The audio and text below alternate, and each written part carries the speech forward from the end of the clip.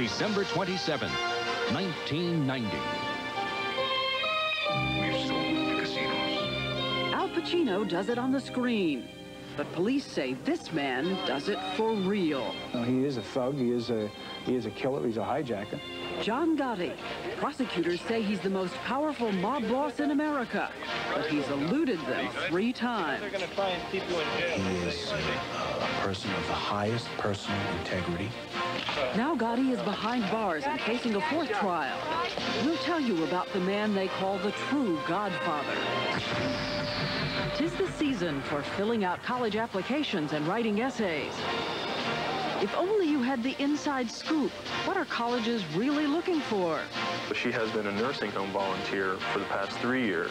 He's very interested in soccer. Verbal score is a little bit below our average. That's something that we were concerned about. You'll get to eavesdrop on a secret ritual, the college admissions process. It was the best of times. If you don't have freedom, you don't have happiness. It was the worst of times.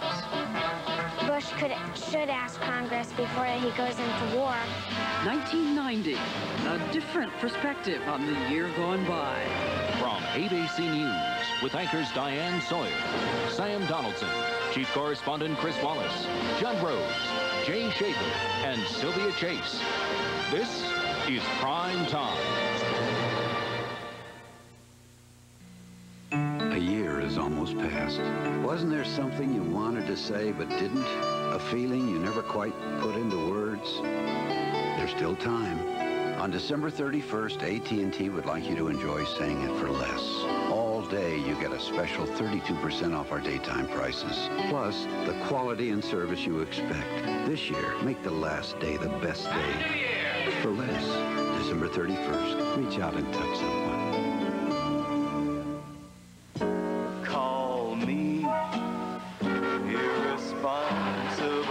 Just because the other guy is on the road doesn't mean his mind is.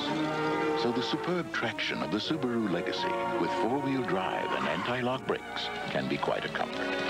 Since the next guy is capable of almost anything, shouldn't the same be true of your next car? Now is the perfect time to see your Subaru dealer for the perfect deal.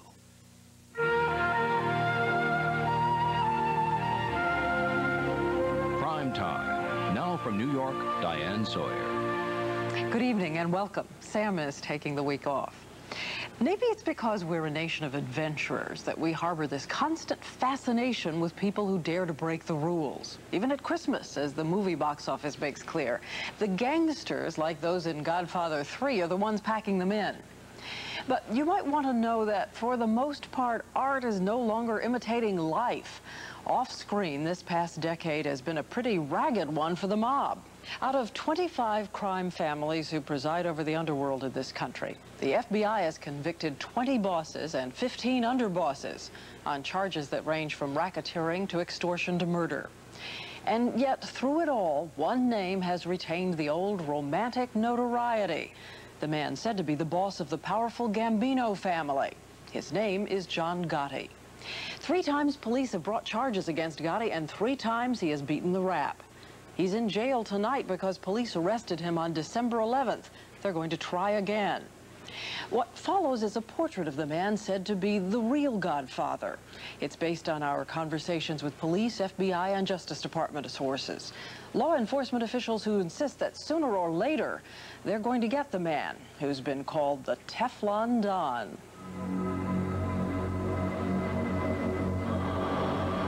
He's certainly not a Robin Hood. He is a common thug. He's no better than your local crack dealer. He's just an out-and-out violent swine. People love him. They stop me on every street corner to wish him luck. You wouldn't believe it. Is he a mafia boss? Absolutely not. And the jury has said no 3 times. Does he run an organized crime syndicate? Absolutely not. Jury has said no 3 times. How does he make money? I won't discuss with you what he does. But police say they know what he does, and that's why they arrested him 3 weeks ago. The charges? 4 murders and plotting a 5th. Extortion, loan sharking, racketeering, bribing witnesses, tax evasion. But Gotti faced his 4th arrest in 5 years with customary nerve. He mouthed a message to reporters. No problem. Mr. Gotti? So who needs to go to the movies when you can watch a real star at work? Police say the true mystery and menace of the modern mob can be seen right here. Move the camera in and take a closer look at his face. This son of dirt-poor Italian immigrants. Police say a smart kid who dropped out of school to set up his own bookmaking operation and start a 30-year climb that would make him Prince of the Streets in designer clothes. They don't like the fact that he walks with his head high, that he doesn't hide and pretend to be something other than what he is, which is John Gotti. Gotti's attorney, Bruce Cutler, he says the prosecutors have a kind of personal vendetta. He's got tremendous integrity and loyalty, and this sticks in the craw of law enforcement people who justify their existence by making these big so-called mafioso cases. From past performance, you know, he is a thug, he is a killer, he's a hijacker. Jerry Capisi, newspaperman and ABC consultant, has covered John Gotti for a decade. He became a gangster early on. You know, he was a street hood. He was in street gangs when he was a teenager. He burst on the scene in December of 1985 with the killing of Paul Castellano. Paul Castellano, in 1985, the head of the Gambino family. Could be a limit, you know, take it easy, Bobby. Who knew only that he had an ambitious young lieutenant waiting in the wings. Gotti had worked his way up through hijacking the goods off of trucks and gambling operations in Queens. He was a moneymaker. Because of his cleverness, he was able to make money for the family. We're basically your only salvation. Ed McDonald, who portrays himself in the film Goodfellas, was in charge of federal anti-organized crime efforts in the New York area until 1989. But very important, John Gotti was a charming fellow. He was somebody who was respected and admired by the people in the family. But investigators say he was also impatient, if not for power, for money. Some of his deputies, even his brother, sold heroin, breaking the Gambino family rule, no dealing in drugs. A rule not because of morality, it's just that drug sentences bring long prison terms, and long prison terms create snitches. So one way or the other, Gotti and Castellano were on a collision course. It was basically a dispute over drugs within the Gambino crime family, which escalated into a kill or be killed situation. A meeting was scheduled between Paul Castellano, Tommy Bellotti, John Gotti, and 3 other Gambino mobsters. Tommy Bellotti was Castellano's driver that night, but more important, the heir to the Castellano empire. It was December 16th, 1985. Castellano arrived at Sparks Steakhouse at about 5 p.m. to have dinner and conduct a little mob business. It was the height of the Christmas rush here in Midtown Manhattan. 3 gunmen were lying in ambush, and as passers-by stopped and watched in horror, Castellano and Bellotti were shot repeatedly. Then the gunmen calmly, brazenly walked a block, climbed into a Lincoln, and disappeared in Midtown traffic. But prosecutors now say they know that someone else was nearby, John Gotti. And that this man, Phil Leonetti, a Philadelphia mobster, is going to testify that he heard Gotti brag about murdering Castellano. There's certainly no smoking gun in this case, Diane, because Mr. Gotti doesn't commit crimes. Does he plot to commit murder? Of course not. And he's been acquitted of things just like that. So it was just a... Well, somebody killed him, Diane. We know that. But the prosecutor would say, who stood to benefit? Who did benefit? Well, they claim that all the time. But, you know, Diane, that's not evidence beyond a reasonable doubt. That's not the kind of level of proof we need in courtrooms. That's not the kind of thing that is supposed to take somebody's liberty away. That was the end of Paul Castellano and the beginning of John Gotti's reign as boss of the Gambino crime family. 8 days later, on Christmas Eve, more than 200 wise guys and would-be wise guys showed up to pay homage to John Gotti at the Ravenite Social Club, which he took over as his own Manhattan base of operations. A new era had begun, and what an era it would be. Not since Al Capone had anybody so stirred up the public appetite for a larger-than-life lawbreaker. Gotti even seemed to make himself over for the part. Razor-cut hair and $2,000 suits. A kind of renegade gentleman. Totally self-educated, a vocabulary second to none. He is unique constantly. What kind of thing? Everything you can imagine. I would think he has the IQ of a mothball. Joe Coffey, special investigator for the New York State Organized Crime Task Force, is confounded by the Gotti myth. You're dealing with people who operate strictly by intimidation. That doesn't take many brains. I think people like and respect the fact that he stands alone. But not exactly alone, if you believe the police. They say the Gambino family has 400 initiated men, 4,000 associates, and an estimated worth of $500 million leached off the economies of big cities from California to New York. Here's a map of what police say is the Gambino city within the city. Start with the streets. They can dictate where and when garbage trucks make their rounds, which trucks carry which goods. And in the garment district, they pretty much control which supplies get where and when. And if you're going to build a building, they have so many tentacles in the unions, they'll influence everything. Which plumbers your contractor hires, the price of concrete, which is, by the way, twice as expensive in New York, police say, because of the mob. And police say they even got a $2 kickback on every window in public housing here. Now, surround all of this with a swirl of criminal activity, gambling, loan sharking, hijacking trucks coming into the city, prostitution, and drugs. You name it. In fact, his own brother is currently doing 50 years for selling heroin. Joe Coffey doesn't appreciate and realize that John Gotti is deadly against drugs, and Joe Coffey doesn't want to realize that in any neighborhood John Gotti spent any time in, there were junkies and drug dealers, and as soon as he got there, they were gone. So you say Americans would be lucky to have a Gotti in every neighborhood? No question about that.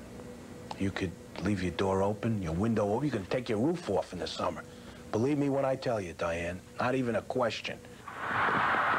Mr. Gotti's neighborhood, Queens, a kind of legend in New York, where he throws huge 4th of July parties, and his neighbors defend and cheer him on. Gotti's the best! Gotti's the best! Even though they must remember what happened 10 years ago.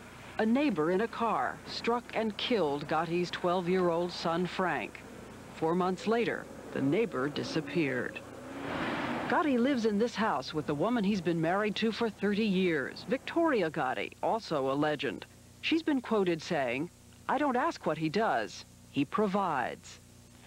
And don't expect Gotti to skulk about the streets. Any day of the week, you can see him late in the morning, heading off to his day at the office. You guys in Juliana should be in church.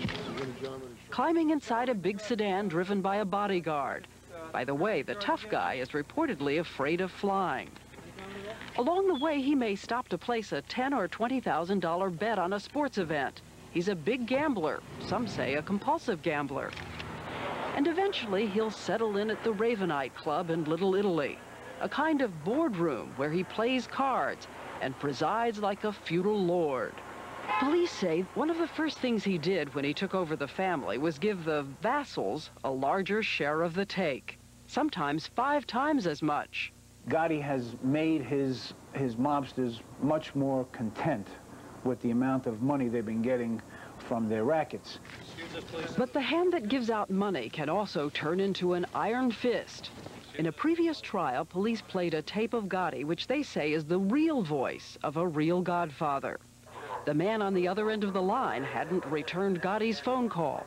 Listen, I called your house 5 times yesterday. Now, if your wife thinks you a husky or she's a husky and you're going to disregard my mother phone calls, I'll blow you and that house up. I never disregard anything you... Well, you call your wife up when you tell us. All right. This is not a game. I don't know how to reach for you for 3 days and nights here. My time is valuable. What that is 2 old friends, one yelling at the other, losing his temper, which he does all the time. And now John Gotti is in jail again. And prosecutors say they have new and better tapes and more witnesses than ever before. Though everybody knows the record is on Gotti's side. This is our 4th case in 5 years. I'm confident we'll be vindicated when we go to trial. The stakes are very high. This is the case. The government has to win this case. But there has to be one image lurking in the back of every prosecutor's mind. We find him not guilty. After the last trial, when the alleged real-life Godfather came out of the courtroom a free man, he turned and gave a salute to the cheering crowd, a salute that seemed to say, "I'm back." You might want to know that early in his career, Gotti did spend some time in jail, including one time for manslaughter, but he managed to get out after only 2 years because of good behavior. The trial for these current charges is expected early next year. And one minor footnote, yes, we did ask if Mr. Gotti likes the Godfather movies and Goodfellas. We were told, quote, he doesn't go to see any of those things. We'll be back. Coming up, it's a nerve-wracking experience. As far as SAT scores go, I mean, I was pleased with my scores. what I like to do, I like to write. How important is a college interview? You'll hear from the people who decide whether to accept or reject. Prime Time, brought to you by Subaru. The Subaru legacy is much larger than the older Subaru, but people still think we're small and boxy. The Subaru legacy is luxurious, but people still think we're just basic transportation. With 93% registered in the last 10 years, still on the road, we hope our old image wears out a lot faster than our cars do. Now is the perfect time to see your Subaru dealer for the perfect deal. Did you know it's tough getting business people to agree on what's best? Yet business people do agree. Nobody beats AT&T when it comes to long-distance service. In an independent poll where users rated their carriers, AT&T was unsurpassed in the best technology and best service categories and was voted #1 in overall satisfaction. So now that we've agreed on AT&T, it's back to business as usual. Quality, another AT&T advantage. It could be a dream or it could be a joke. It could be for real. It's for real. Bob Castleberry won $10 million. You can too if you enter the Publishers Clearinghouse sweepstakes fast. $10 million, but I can handle it all right. This is Nicorette. Nicorette is nicotine gum. And Nicorette is available only through your doctor. Ask your doctor whether Nicorette is right for you. If this is a cold, this is the flu. Cold. Flu. Cold. Flu. If what you've got is more than a simple cold, now there's Metaflu, with a maximum dosage of 4 strong medicines to give you flu-strength relief for even your worst symptoms. New Metaflu from Parke-Davis. For more than a cold. For the flu. Metaflu. Sunday, Dennis Quaid, Meg Ryan, and Martin Short. Let the good times roll. It's the science experiment from hell. Hello, can you hear me? I'm possessed! Inner Space, Sunday at 8:30, 7:30 Central. You just digested the bad guy. Friday, they're former soldiers on a new mission. Help police save the community. Plus, there is help for millions who stutter. John Stossel, a stutterer himself, tells how. Watch 2020 Friday. When Prime Time continues, impressions of 1990. Save the Earth! Wouldn't that be fair? Wouldn't that be fair? I describe it as being one hell of a mess. That's a scientific term. As of today, we will stop purchasing all tuna caught in association with dolphin. The Earth is where you live, so you really need to protect it. The Earth isn't there. You're not there. Kids speak out on the year gone by when Prime Time continues after this from our ABC stations. ABC Sports kicks off the new year with a day-long celebration, Bowl Fest 91. It begins with the 102nd Tournament of Roses Parade. Then number 2 Georgia Tech takes aim at the national title when they meet Nebraska in the Florida Citrus Bowl, followed by the granddaddy of them all as Washington tackles Iowa in the Rose Bowl. And that night, Tennessee battles Virginia in the grand finale, the USF&G Sugar Bowl. Celebrate Bowl Fest 91 New Year's Day on ABC Sports. People from all over Michigan are tipping their hats to their credit union. They made financing our new home so easy. Hats off to my credit union. A home improvement loan will help us build a new garage. Hats off to my credit union. Credit union financing made our new van possible. Hats off to our credit union. I want to thank my parents and our credit union. Your credit union, people who care.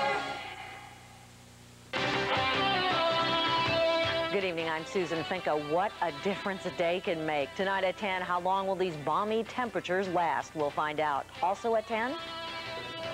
I'm Dan Carossi. Some good news for families in need of support this holiday season. We'll have the story tonight. And on HealthCast, there's only one effective way to prevent a common childhood disease. We'll tell you about it. Also, we'll check out ice fishing conditions and have high school hoops all new for you at 10. Make sure that every detail of your wedding is absolutely perfect, from gowns to accessories. Talk to the wedding professionals at New Traditions, 1629 Main, downtown Marinette. How long will this break from the cold weather last? Well, we'll give you the details on what we can expect for the weekend and for New Year's Eve tonight at 10 o'clock. Prime time from New York continues. Once again, Diane Sawyer. And now a small human drama, something that seems like life and death when you're in the middle of it. It occurred to us that this is the season when high school seniors all over the country are finishing up pouring their blood, sweat, and fears into college applications. Last spring, we decided to extend a helping hand and show how the admissions process really works. Jay Shadler followed 3 students, all trying to get into the same college, and he got permission to go where few have gone before. Behind closed doors, where the future of a child, maybe your child, is being decided.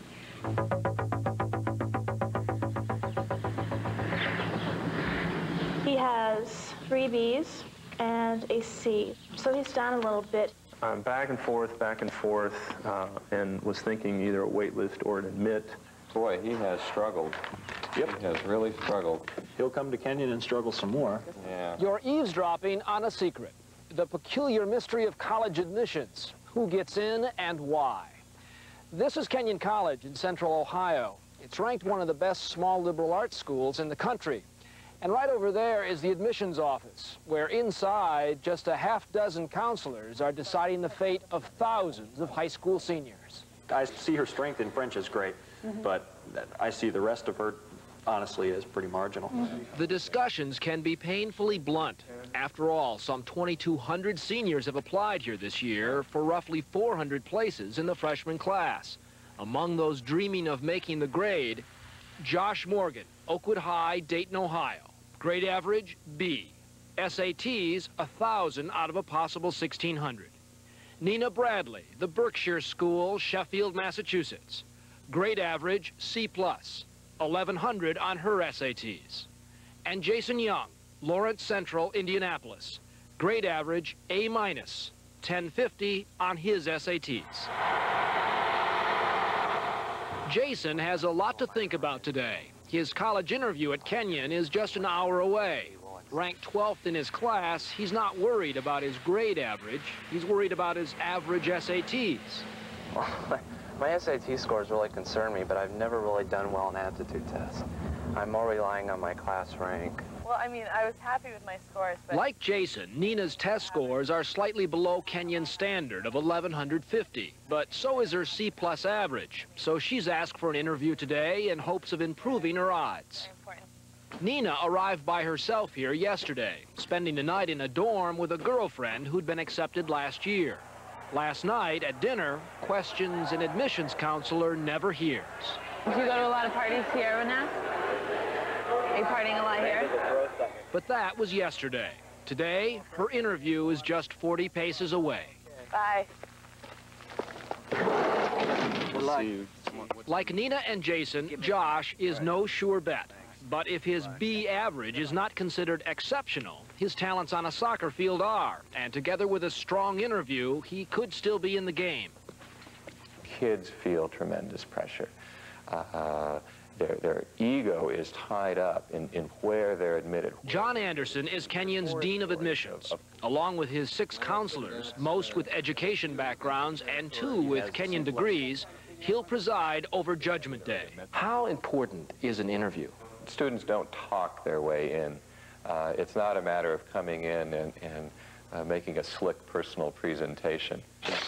At Kenyon, like most colleges today, the recipe for being admitted is both complex and subjective. Grades and SATs are still the main ingredients, but it only takes a few minutes inside the evaluation room to recognize other things are also on the menu. Yeah, she is a four-year letter person in varsity field hockey, Outstanding Effort Award, captain and MVP in lacrosse and such, so she has a lot to offer there. Also, she has been a nursing home volunteer for the past 3 years. Extracurricular activities can help polish an otherwise dull academic record, and your grades are often weighed against the reputation of your high school. What's the college-bound percent? They have 87% will attend a four-year college. So, I mean, it is a college prep program. It is a good school. And while teacher and personal recommendations are a dime a dozen, the extraordinary one can be solid gold. Many of her teachers, one in particular who's been teaching 21 years there, says she's one of the top few students he's ever taught. I think that's something that's hard to overlook in some ways. I mean, it's not often that a teacher goes out on that kind of a limb to say that about a student. Nina, hi. I'm Kristen Leftridge. Hi, nice to meet you. As for those college interviews, small colleges like Kenyon are more likely to grant them. For Josh, Nina, and Jason, it's a chance to attach their personality to all their paperwork. I was a vice president of the marching band this year. Also, I'm the section leader. I wanted a medium-sized school, definitely. Something manageable. What I like to do, I like to write, and I'm confident when I write. Of course, students might think some things are better left unsaid. Remember, Jason, you asked for this interview. But as far as SAT scores go, I didn't do bad on my SATs. Throughout these one-on-one interviews, the counselors are making mental notes on everything from a student's foreign language. What about languages? I'm in Spanish 5. Do you like Spanish? Yes, I do. To their body language. And what about your test scores? Are you happy? Yeah. Well, last year they were really bad. I got like 800. And then I was like, I've got to do something. So like I worked I like studied this summer for them and stuff. And then, I mean, I was pleased with my scores. I got 1100. Just moments after Nina's interview, a snapshot review by the counselor. What are you whispering about? Are you whispering about Nina? Yeah, we are. What are you whispering about? Just talking about the interview a little bit. Are we on camera? Yeah. How did you think it went? Well, I thought it went pretty well. Hi, Mom. Hi, Nan. How are you? How was everything? It's fine. How was the interview? It was good. Yeah? Yeah. She was really nice. There were a couple of spots where I thought we might have to discuss her. I think that she's not going to be an obvious admit. Did she give you any indication of whether or not you might be able to get in? No. No, I don't know. I think it's pretty competitive. So who does get in? The final review takes about 20 minutes for each applicant. Your school transcripts, recommendations, interview evaluations, all of it are measured not only against other candidates from your state, but also your own high school. It's a spring ritual that begins at this table, but will end at 3 mailboxes. Oh my God, you guys, it's here. Okay, we've just finished Florida. Let's go to Indiana. Why don't we start with Jason? Jason, when you first look at him, he's very strong academically. The verbal score is a little bit below our average, so that's something that we were concerned about. But when he came here and interviewed with Bev, he did kind of explain that. The interview was really interesting. Obviously, the verbal score was one of the real concerns that I had going into it. He spoke quite a bit about this world literature course, and I think it was almost more the interview in this case which helped him because it really supported the fact that he could read. In fact, he's got a real verbal ability that the SAT verbal does not measure. Yep. Having explained away Jason's one academic weakness, the staff moves quickly toward a decision. Well, what's our pleasure? Dear Jason, congratulations. You have been admitted to Kenyon College as a member of the class of 1994. Great.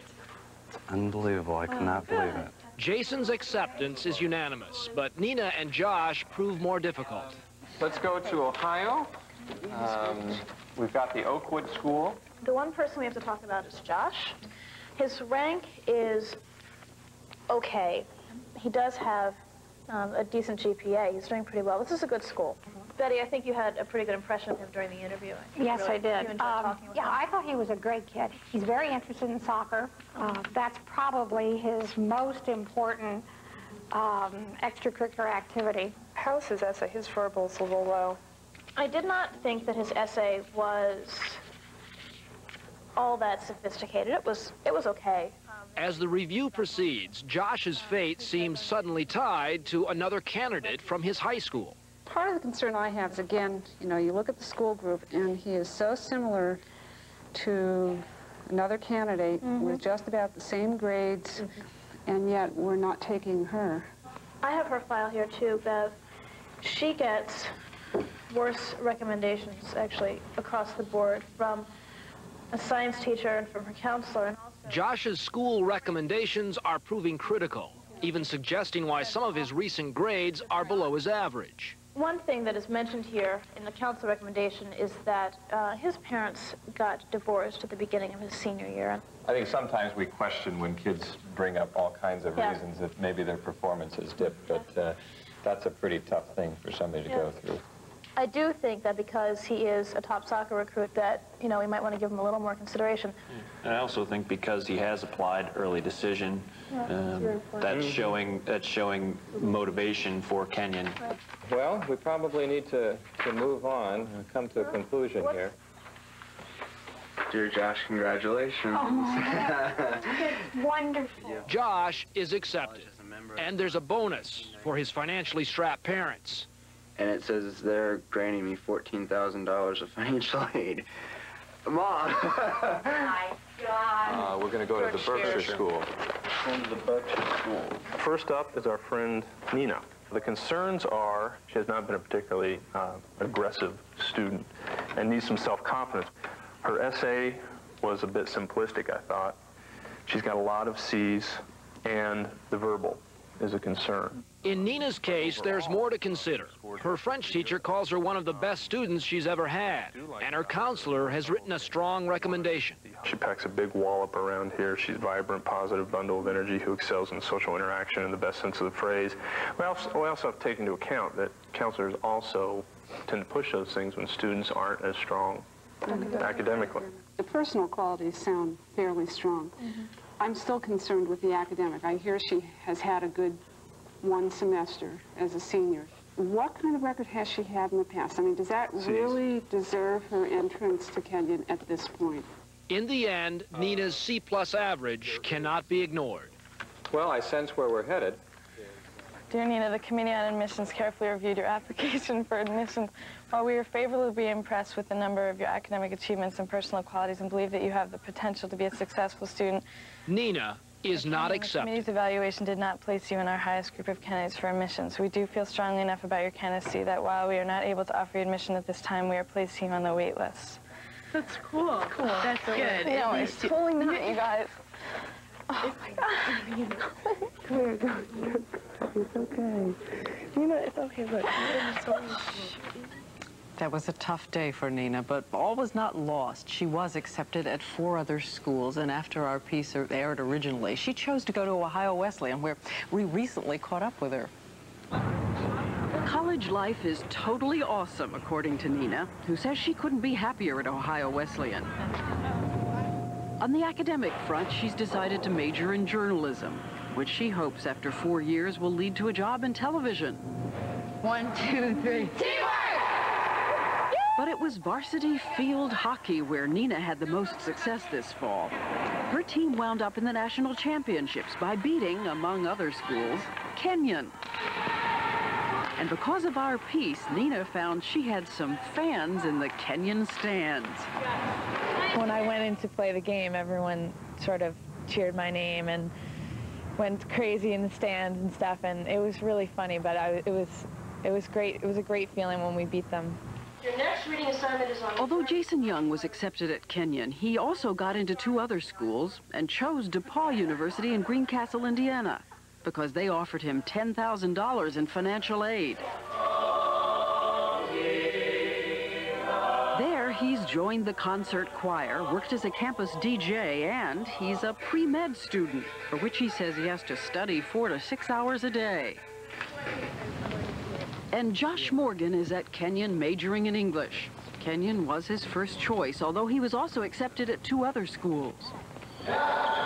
Josh's athletic talents led him to varsity soccer this past fall, and he's hoping to play varsity tennis this spring. And thanks to our story, Josh's friends at Kenyon gave him a nickname, PT, for prime time. So don't despair, school seniors. Like Josh, nearly 70% of students end up attending their first choice, and 23% get to go to their second choice. When we come back, from the mouths of babes, the burning issues of 1990.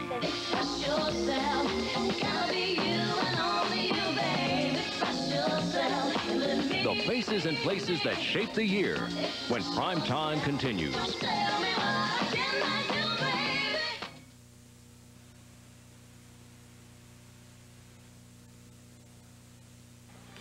Hey, I'm a businessman. I want to fly in business class. Who wouldn't want to fly in business class? So why does it seem like there's never a business class flight when I want one? Answer that one, will you? TWA has nearly 3 times as many domestic flights with business class as all other airlines combined. Amazing. It's like they read my mind. TWA's business class. We did it first. We do it better.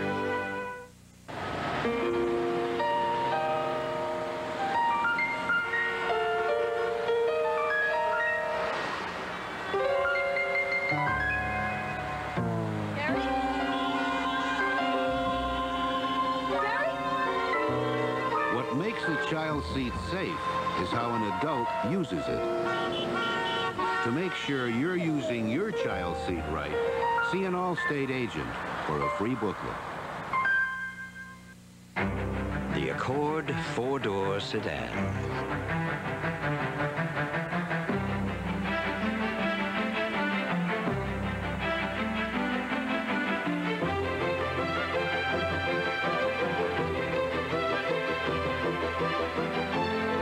We took a good idea and built on it. Introducing the Accord Wagon from Honda. You, a millionaire, 10 times over just weeks from now. Sound good? Then look for the only sweepstakes with my picture and the $10 million I'll be awarding very soon. Last chance, so be sure to enter now. Grandma cleaned her dentures with toothpaste. Mom used a soak. I use the denture cleanser of the 90s. Fast-acting Denture Foam. Deep cleans like tablets, fast like toothpaste. To loosen food stains so you can quickly brush dentures clean. Get new Denture Foam. It deep cleans fast. Tonight on Nightline, 1 year ago, the U.S. invades Panama to save it from a corrupt dictator. A year later, Noriega's gone, but problems remain. Tonight. Watch out for Undercover this January.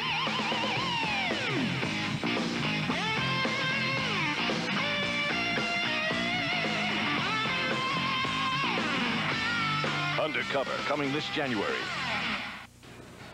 Oliver Wendell Holmes put it this way. Pretty much all the honest truth-telling there is in the world is done by children. And that sounded right to us. So we thought before we sail out of the old year and into the new, it might be revealing to hear what some small pundits have to say about 1990. We gathered together some 5th graders from the Riverdale Country School in the Bronx, New York, and producer David Barrett and editor Bob Kerr put together a video scrapbook of our world through their eyes. Think about the good things. Think about the bad things.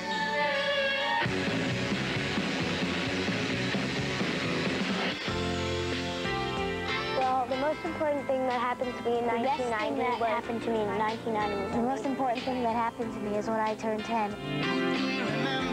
I met my best friend at camp. My brother came home safely from the hospital. Our team won the championship in soccer. Going to sleepaway camp for the first time. I went to the UN. I heard people speak about peace on the earth. In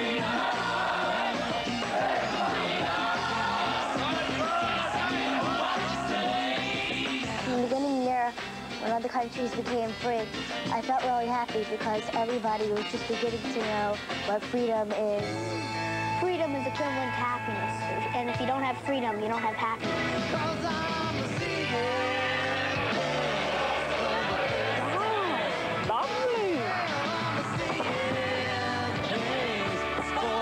If you went to the Berlin Wall like 2 years ago, 3 years ago, you would probably get shot.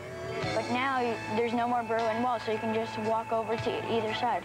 The President will sign a non-aggression declaration between the members of the NATO alliance and the Warsaw Pact, which will, in a sense, bury the Cold War hatchet. It was nice because after like all the years of war, people were coming to common sense. Finally, they were thinking about peace. We made great progress in our mutual effort toward building a more peaceful and stable world. I think with the American and the Soviet Union being friends, that it's very good because now we have another country that's our friend. And if we need their help and they need our help, then we can help each other. We are the new power generation. We want to change the world. The only thing that's in our way is you. It's good for him and a lot of other people that he won the Nobel Peace Prize. But now he's having his sort of downfalls. Gorbachev has done nothing for the Russian people. He doesn't see what's happening here. The people are going hungry.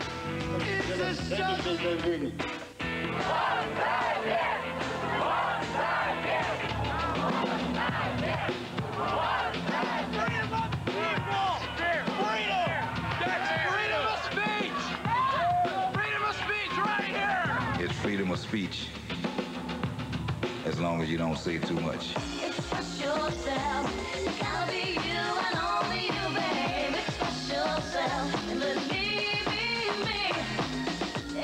It is my artistic expression, and for me, a video is the filmic expression of the song. Freedom of speech means that you can say anything you want to, anytime and any place, anywhere, no matter how bad or good it is. National Endowment for the Arts. What a disgrace. Our artist should be allowed to express himself in any way he wants to. If they don't like his art, then they don't have to look at it, and they don't have to listen to it. You have the right to listen to whoever you want to, and even the Two Live Crew. These lyrics are nothing but verbal pollutants. You should be able to say what you want to say, because if we all have to say the one thing by one person, this world is really going to be a dull place. I really don't like people who are greedy because they're thinking of themselves and they're not thinking of the world around them. And I don't think it's cool to be greedy now. Talking about hard times. The job market's still open. You can get another job. Goes hard. Who knows? Thank you. Better than I. I've never been one that's been motivated by money. If I couldn't find a job or afford to get a house, I'd be annoyed at the government because they keep on making the dollar worth less. And soon, things are going to be so expensive that a lot of people just won't buy them. The days of tax and spend and damn the deficit must come to an end.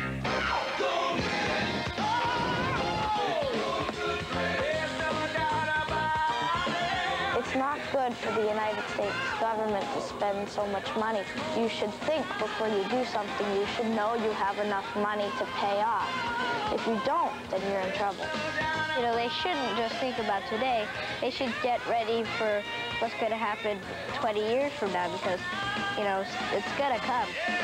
That's the real sinker in this whole game is what it's going to cost us to get out of the savings and loan crisis. Have not violated any banking law or regulation. They should be sent to jail because it's like they almost stole our money. They were keeping it for us, and we trusted them, and now it's gone. They want everybody to pay because they're in trouble. I I mean, they should do something different. You know my feeling on taxes. I like new taxes about as much as I like broccoli.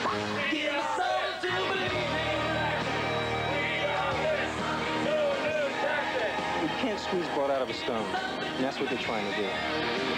They're the ones taking care of us, and they're like the leaders. And if they're going to lead, they should at least, you know, do what's right.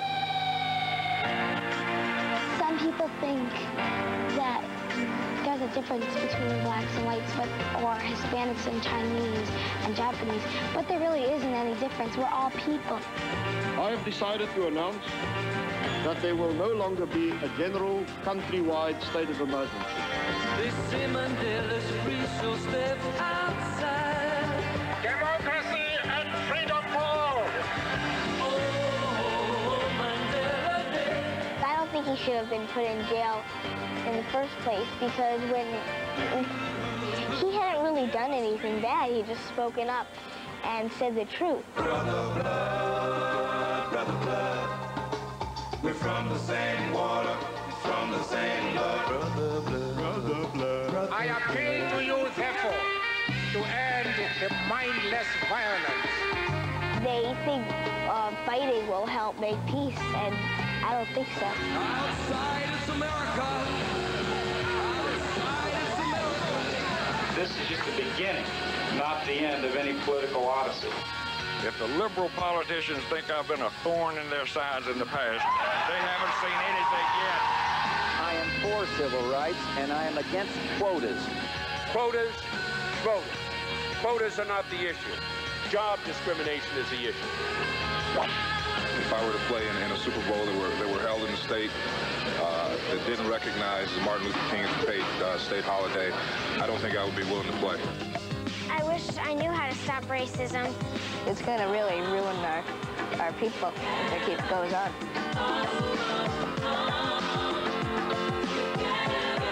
When the bigots resort to violence, we can contain them and condemn them with our unity. It's wrong to be racist, because you have to know the feelings that they have inside of them, but not the way they look outside. So. When I grow up, I want to be a doctor because I want to help people with their sicknesses. I'd like to be a model, a designer, a gymnast, and an actress.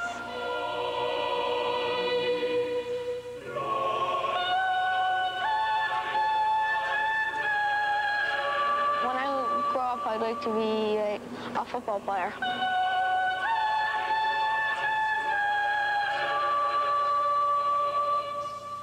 When I grow up, I want to be a cartoonist. I want to be a lawyer for someone who I can tell is good.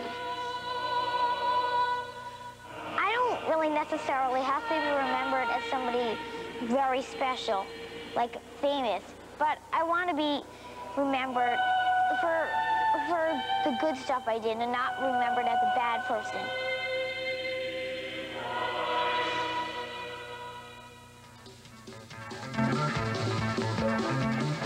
I'm overwhelmed at the affection tonight. Players did not lock anybody out. The owners locked out the players, and they locked out the fans. Pete Rose went to prison today to begin serving a 5. He's against rights for lesbian and gays. They were killed by live bullets. Ladies and gentlemen, we're leaving Downing Street for the last time after 11 and a half wonderful years. They're through. They're through. They're through. Hey! I have fought all of my life to make this society a drug-free society.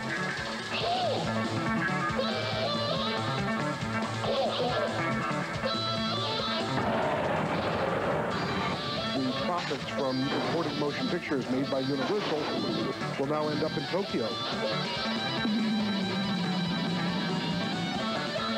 And it was just done to make me feel as low as I could. You get something, but for that you make a pact with the devil.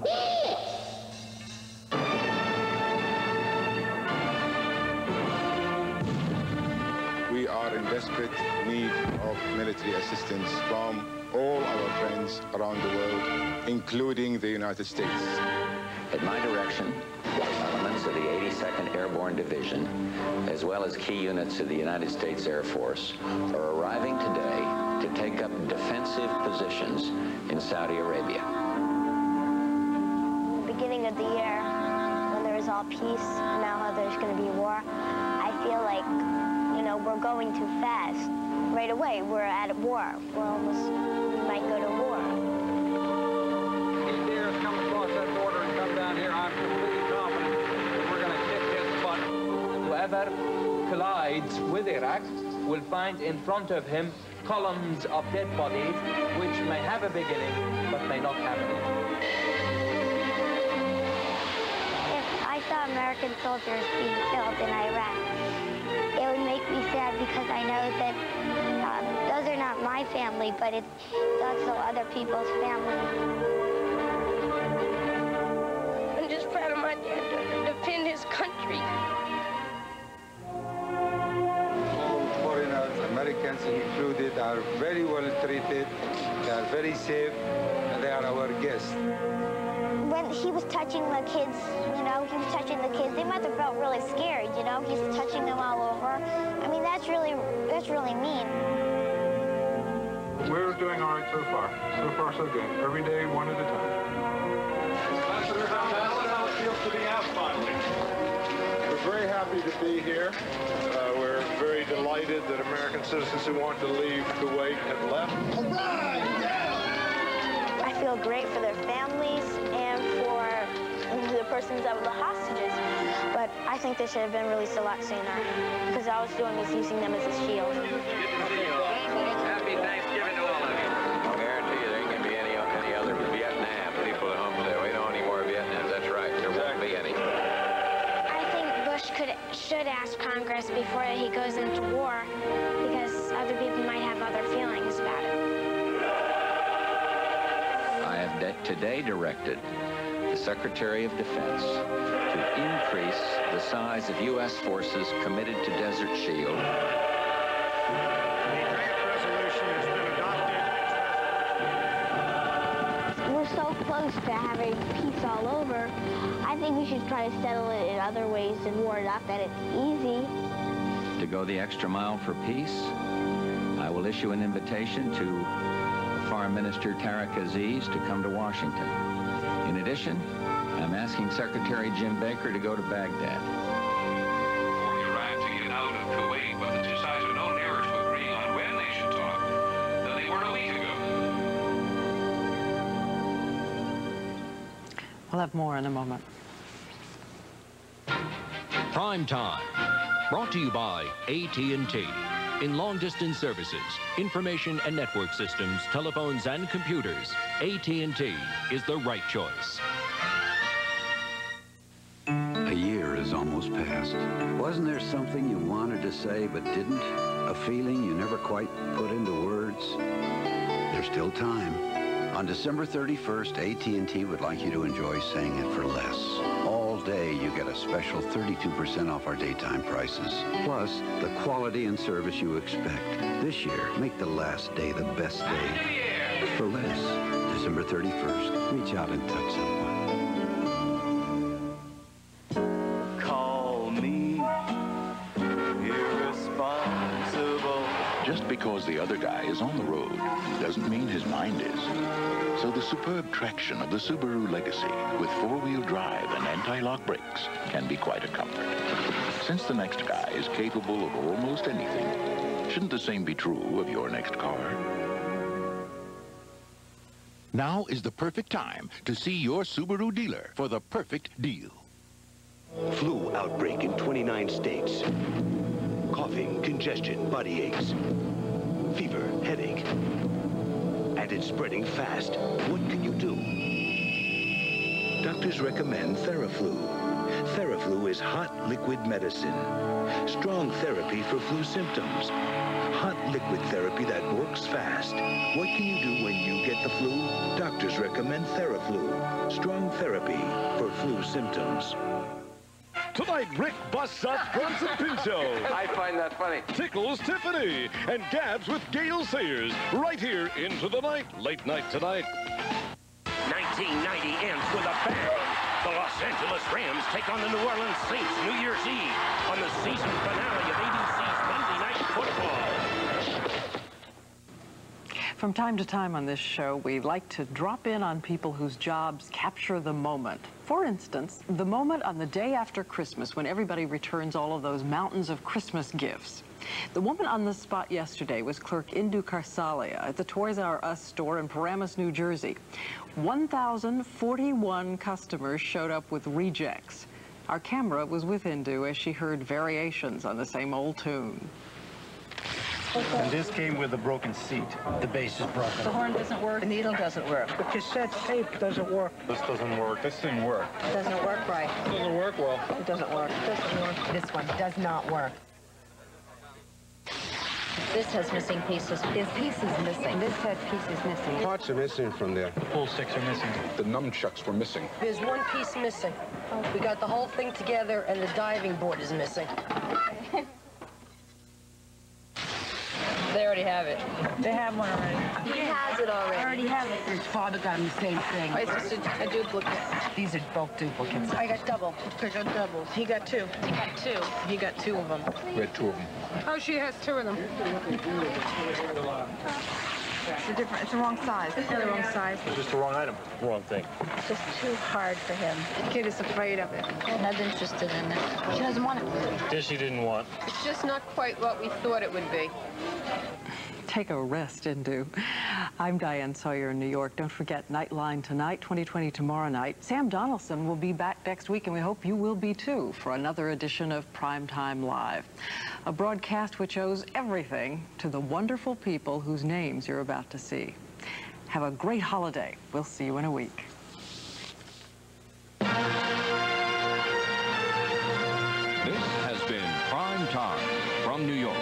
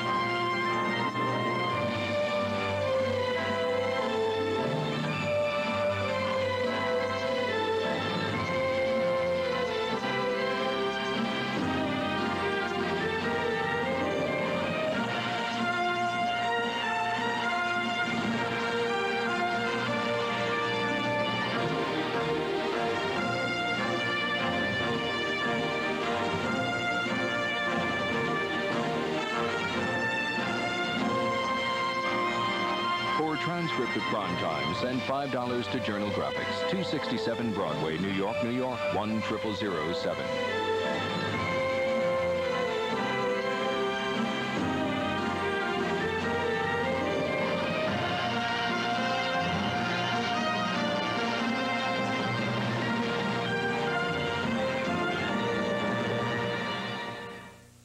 Primetime has been a presentation of ABC News.